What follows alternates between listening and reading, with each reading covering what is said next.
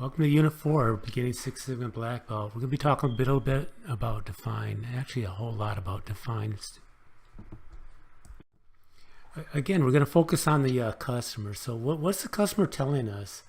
First of all, who is our customer? First, the internal customers. These are people within the organization that use our product. And then we have external. These are the people that actually pay money for the organization's whatever they're producing, the service or goods. Opandi says, well, which one's most important? Well, if you're the process owner, the most important one is the person that uses your product or service. That's simple. It could be internal or external. But you got to know these people. And customers can be basically lumped into 5 groups. Current happy customers, these are the ones that everybody wants. Current unhappy customers, these are customers that use you, but they really don't want you. Here's an example. We used to have at one time, this company was the biggest forklift manufacturer in America. Went bankrupt. Couldn't get anybody to supply them hydraulic valves, except for us. We took them because we had to. We couldn't get the customers we really wanted, and so ultimately, when they didn't pay their bills, it helped put my old company under. Lost customers. These are customers that we once had and went somewhere else. Competitors' customers, these are the customers we want to steal from our competitors. And prospective customers are customers that don't even know they're potential customers. You go out there and say, you could be a customer of ours. They don't even know it. They're not buying anywhere right now. So you got to get some information on this customer, right? So how do you do that? The most obvious one is surveys. The trouble is, not everybody turns in their survey. If you get 10, 15% back on a mail survey, you're doing really, really well. And usually the only ones that reply are those that are very, very happy or those that are very, very upset. Focus groups, you gather a bunch of people and just sit there and talk to them, let them discuss it. Interviews, if you ever been to a mall and had somebody come up with a clipboard, ask you some questions, this is an interview type customer. Trouble with that, though, is the only customer you know about is the one shopping at that mall. Online, other stores, you don't know anything about them. Complaint system, this is huge. For every customer that complains, there are 10 that don't. They just go away and find somebody else, especially if you're selling a commodity product or service. Market research, you actually go in and find out your market and do some research. Jeff Bezos did this with Amazon, is a good example. He said there's a huge potential for online purchasing. Shopper programs, I actually got into a mystery shopper program where I would get paid to stay at hotel rooms or eat a pizza, buy a pizza and evaluate it.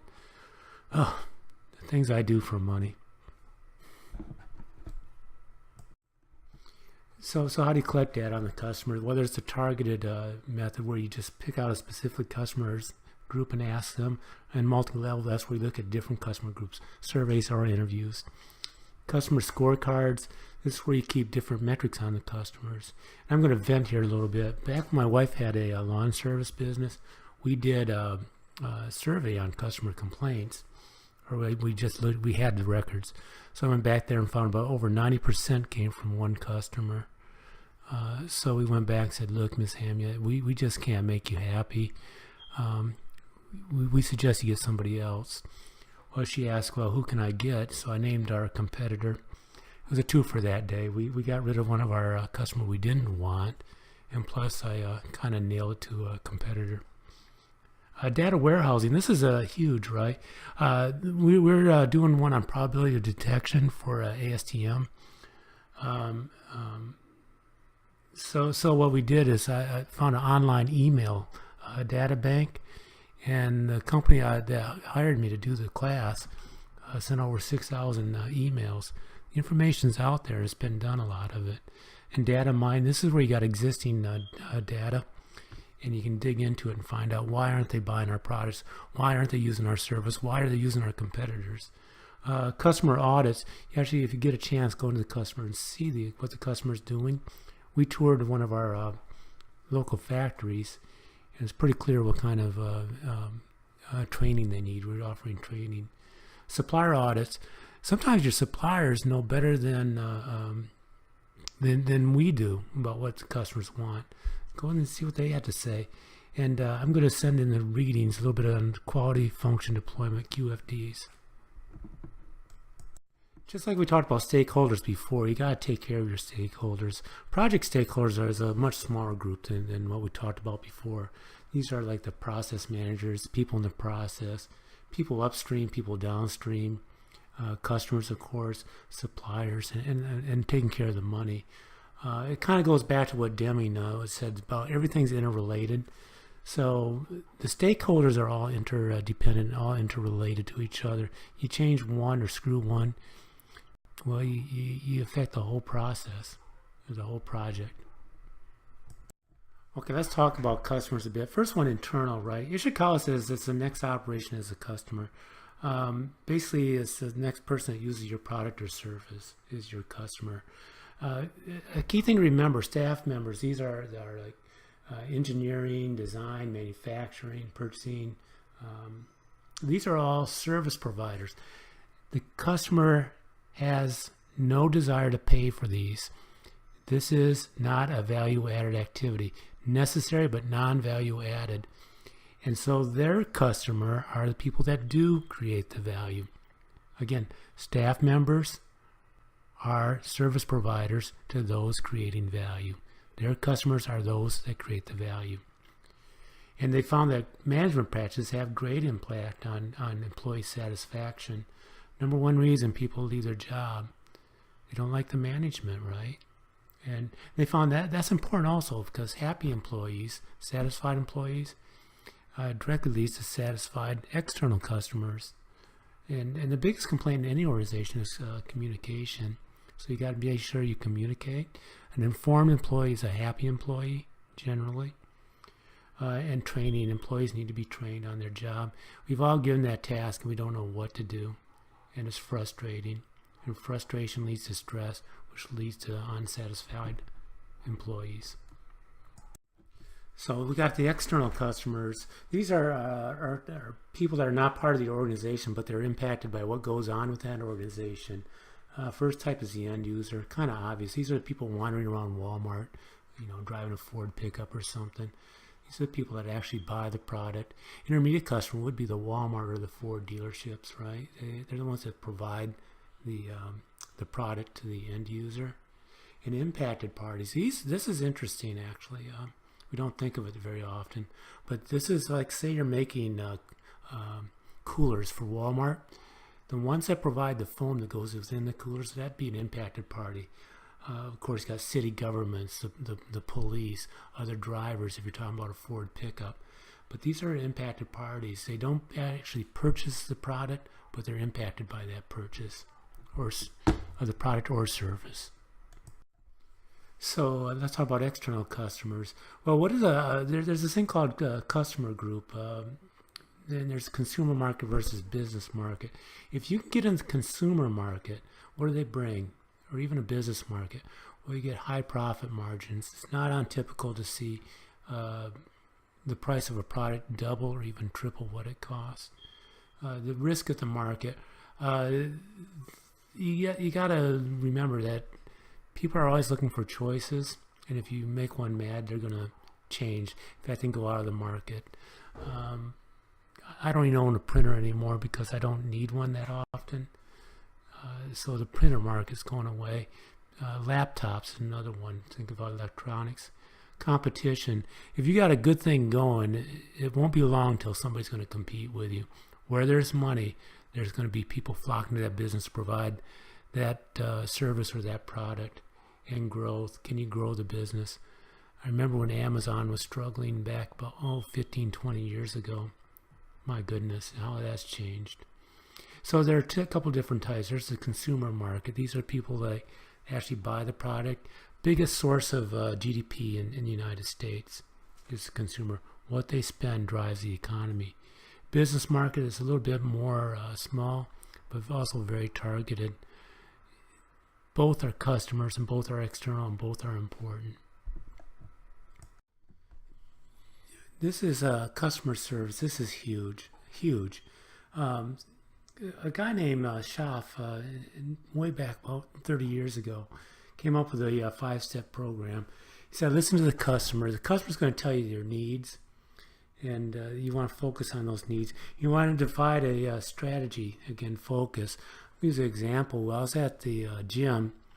A woman, basically, they had the radio, but the TV was too loud.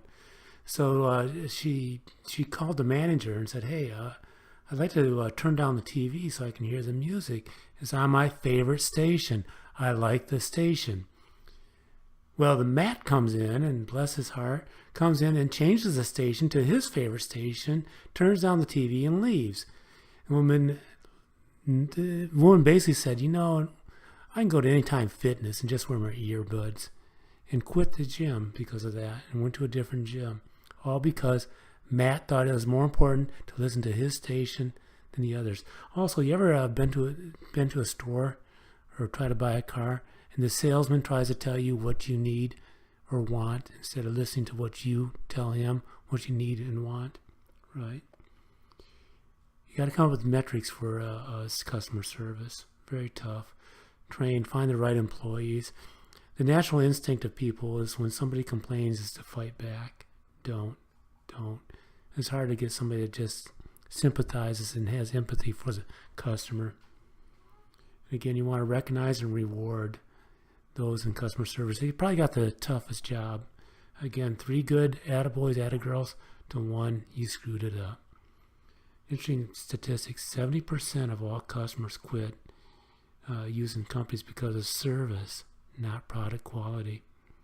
All right, this actually was done in a study, Whiteley, about the same time Schaff was doing his bit. 70% leave because of service.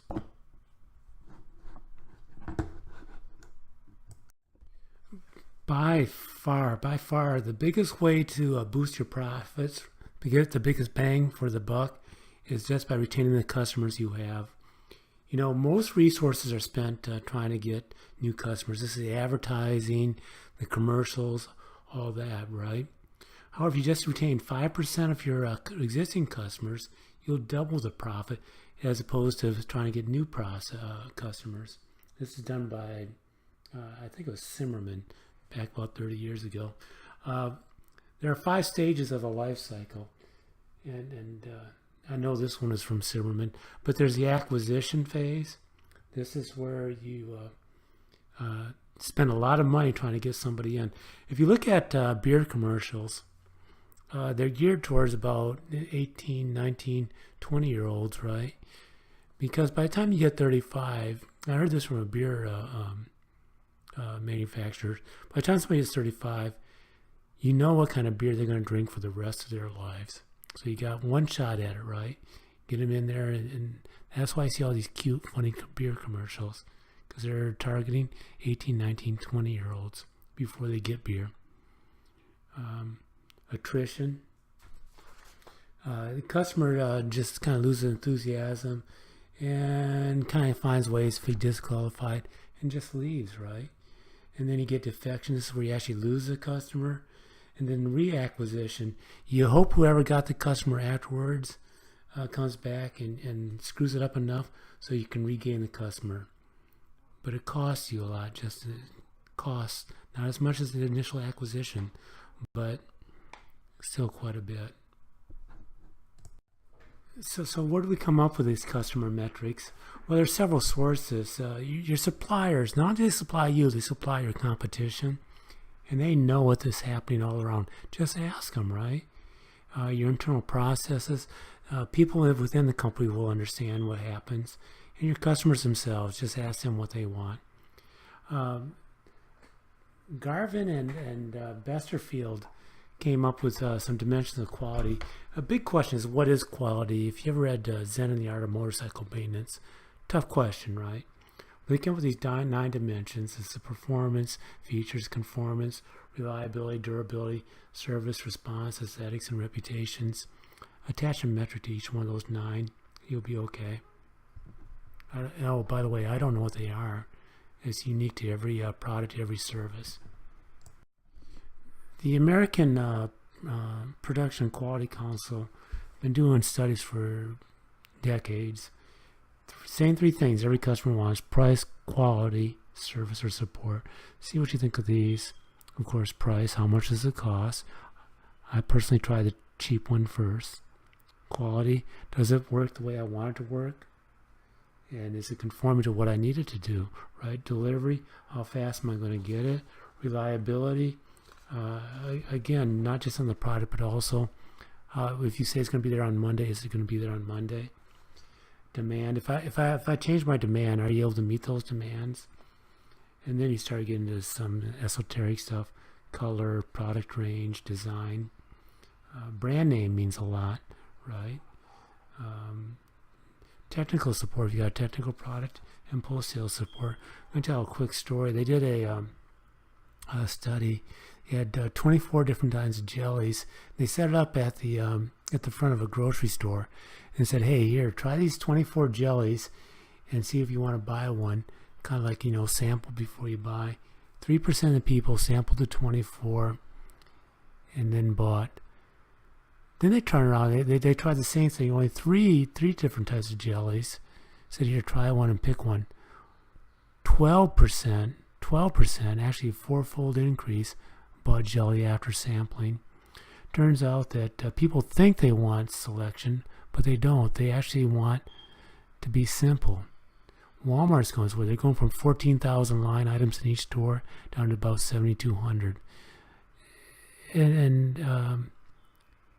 Well, I'll just leave it there. Think about that. We'll discuss it in the discussion. I'm not going to put any typing on this one. But basically, what I'm saying here, your customer metrics, how do they link to your internal metrics? If your internal metrics say first pass yield, defects per unit, however you want to measure it, customer returns, how do they link to the customer metrics? If they don't link, then you got to really look hard at your internal metrics. If it doesn't focus on the customer, it's really not a value-added metric.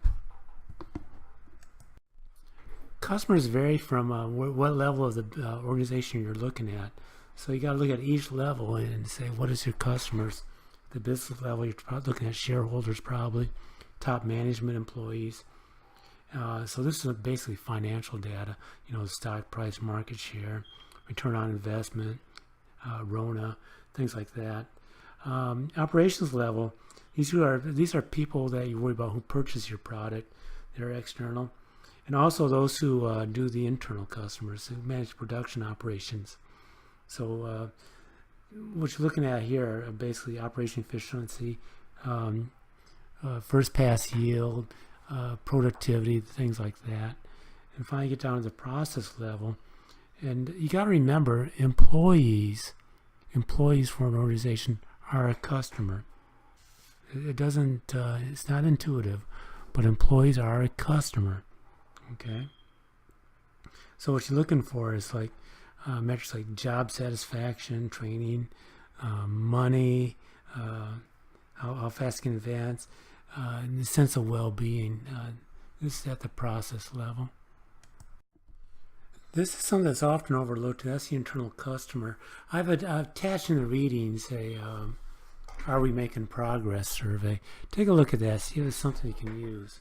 But some things that make customers, the internal customers, happy are state of the company. Is the company making money? Are they well regarded within the community? What is the state of and the perception is a big thing here. It's not reality, it's perception. That's what drives this. How's your quality? Are we better today than we were before? How do we compare to competitors? What is our quality?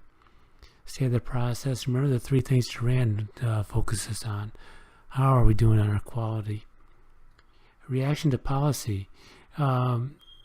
We've all been inflicted on dumb policy inflicted on us by management.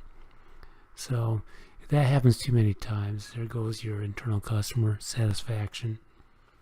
Job satisfaction. I like what I'm doing. I like the boss. I like where I'm working. All these things play into job satisfaction. Find the overall thing, company satisfaction. Yeah, it's a good place to work. In fact, I want my kid to work here is what you're looking for. Again, is it a good place to work? This is the voice of the external customer, and this is just a list that I compiled from a couple lists. Let's just talk about surveys right away. You got the immediate survey, what happened right after the service or product was bought, follow-up survey 6 months, a year later, and community surveys. Again, I'm not a big fan of surveys. They either hate you or they love you, and if you get 10% return, you're doing pretty good. Personal contact, very good. You gotta be careful of that. They're not going to tell you to your face how bad you are. Contact reports, other people what they say about it, interviews, focus groups, emails, test marketing guarantees, inspectors, ombudsman. These are people that talk for other people, kind of like an AARP talks for retirees. Toll-free numbers. And I've, web pages, Yelp, social media. You all know what I'm talking about. I don't need to go into depth on this. So how do you analyze customer feedback, public opinion, that type of thing? Think surveys, rankings on Yelp, things like that. So what questions are you trying to answer? Make sure you're getting the right answers. Be careful of the sampling errors. We're very much aware of that.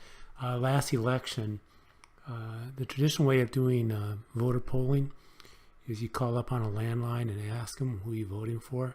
Trouble with that is a big part of the population, the younger part of the population, doesn't own landlines anymore, so you don't get a complete sample. If somebody doesn't respond, you can't ignore that. There's something being said about that. These things are subjective, right? We'll talk a little bit about that later on Likert. How do you analyze it? You ignore the results. So many times, people just look at it and say, they don't know what they're talking about. I know what's best for my customer. Again, we've all had that salesman try to tell us what we want instead of us telling him, right? Too many questions. Man, after about the fourth question, people are bored with it. You're not going to get a good answer. And in the reading, there'll be a thing called Likert scale. This is basically where you have something like you say, well, how's that cheese taste? You give it a score of 1 to 5, right? You might give it a 4, which is not bad, but it's a whole lot better than when you give the 2 on. So what you do then is you take that and you can compare the different cheeses. This is a Likert scale.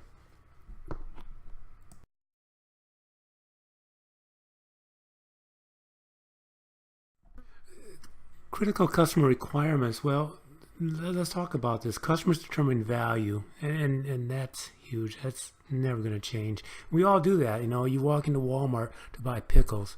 You sit there and you spend a few minutes looking at all the options for pickles, weighing the cost versus the benefit of each choice you have. Customers determine value. We all do that calculation. Again, APQC, they've already said that for 40, 50 years, price and quality are the most important factors, right? Cheapest price, best quality. I've always heard this acronym, cost, quality, features, availability, the 4 things customers want. Again, I'm going to focus on the features a bit. Make sure that it's a feature that the customer wants, all right? Not something you think he wants. It's tough to convince a customer he wants something. It's been done before. I never thought I needed a computer or a smartphone, right? Customer expectations, there are 4 levels. There's the basic level, which is basically just what it means. It's the minimum. It's the essential part of it. And then you got the expected. There's some that aren't necessary, but yeah, I kind of expect it. I kind of expect a cup holder in my car. And then you get the desired. This is stuff I want, but not necessarily worth the cost. I don't need a hood ornament on my car, but if it's not too much, I might buy it. Then unanticipated. This is the things that surprise customers. I was so nicely surprised when I found I could plug my smartphone into my car and hear iPod broadcasts over the radio, right? So the customer's going to give you this list of needs. The first one is stated needs. This is what the customer says he wants. An example, a car salesman will say he wants a car or needs a car.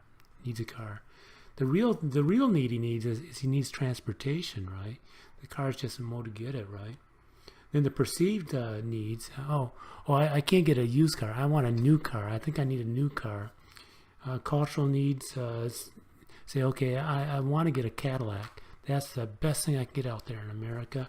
And then the unintended need, well, yeah, I'm going to use it to haul firewood. Well, okay, right.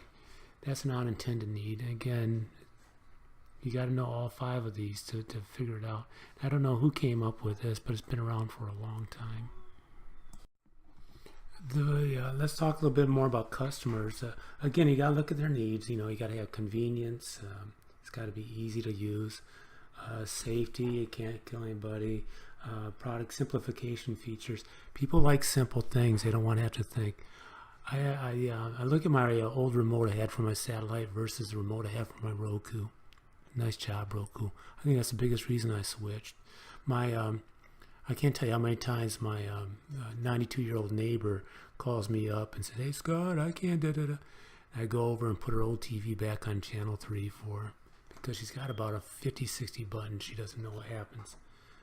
Communications, huge talk to. Somebody calls up. We've all gone called up to ask a question to a company and gotten into that phone button where you got to press about 20 buttons to get to the person you want. People want information and they want communication. They want service, again, and customer service, the biggest driver away from a company. So we all do this, and we want to talk about what is the customer telling us. We use what's called the voice of the customer. And how do we use that? Well, we make it on decisions on products. How good's our product doing? What can we do for that? And using that information, then we can get the features and specs. The customer tells us what they want in the specs. It's either implied or they directly tell us. And then we do improvement plans. We develop metrics from these kind of things. And we start seeing how satisfied they are. And we push and develop those things that satisfy our customers. I'm going to call this slide our critical slide. Some things you got to do. Critical to quality. What do you have to do to make sure you get the quality that our customers expect?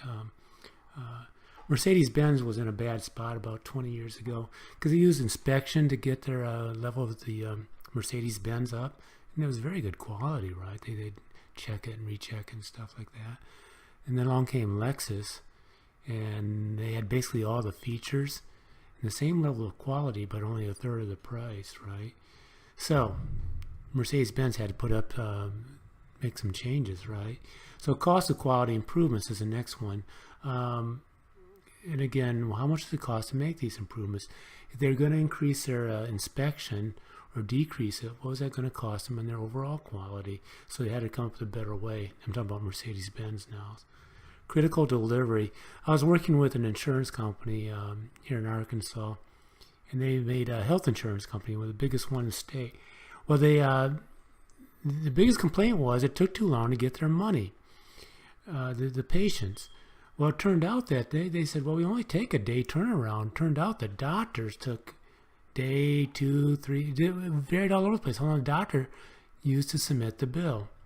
So it was critical to delivery, right? So they went back and beat up on the doctors, and they actually fired a couple that weren't quick enough because they wanted that reputation.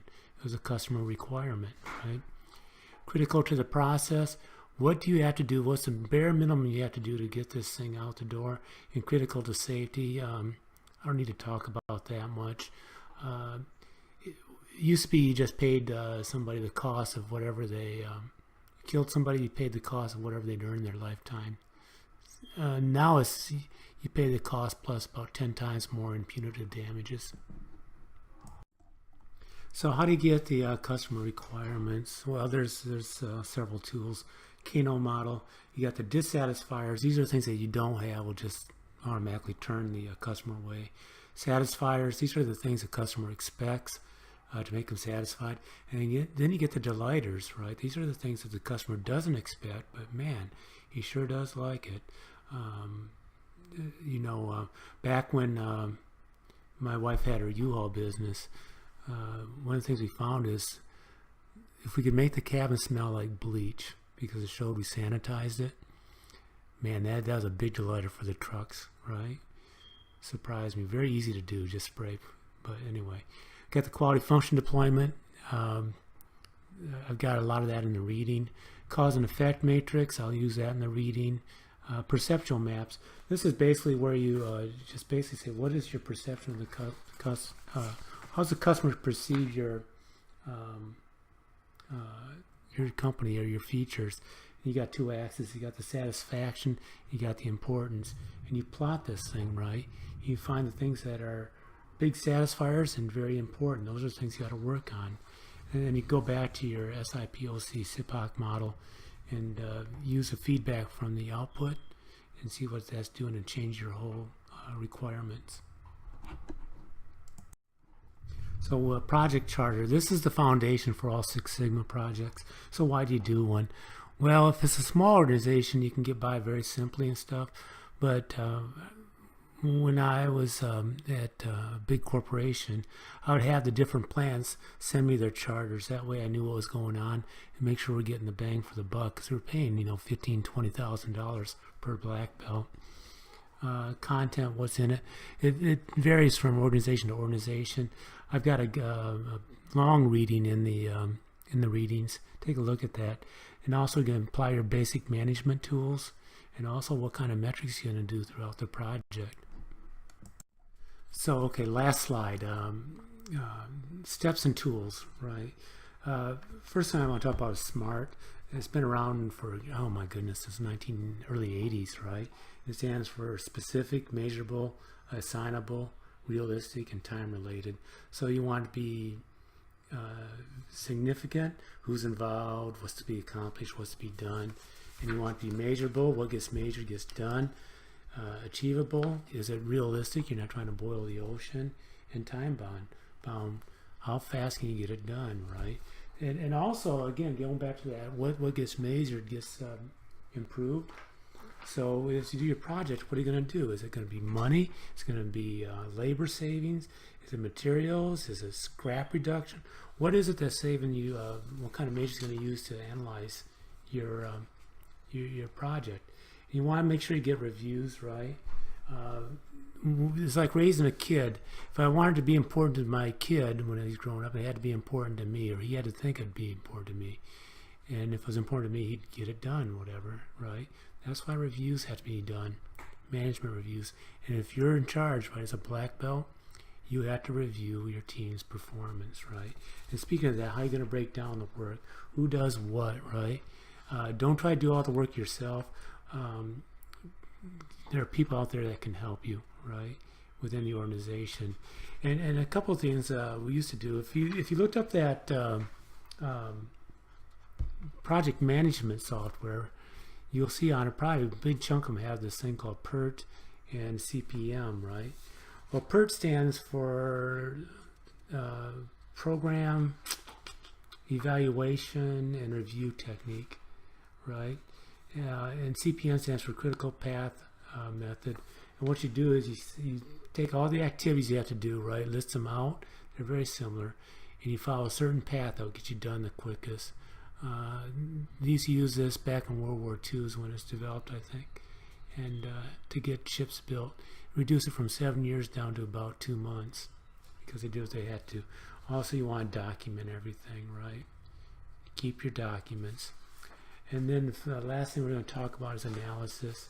I'm not going to spend much time on these because you're not going to learn it here. But I want to make you aware of them. Affinity diagrams, okay? I'll put in the reading some work on infinity diagrams. But basically, these are sticky notes where you say, what do you have to do to get the project done? Resources and, who does what, the motivation. T diagrams, we've all seen these. They look like a flow chart, decision charts, prioritization matrix. What do we do first versus what can wait? And activity network diagrams, fairly new, well, it's based on old concepts, but basically you put down the steps and what has to happen, key steps along those steps, and to get it done.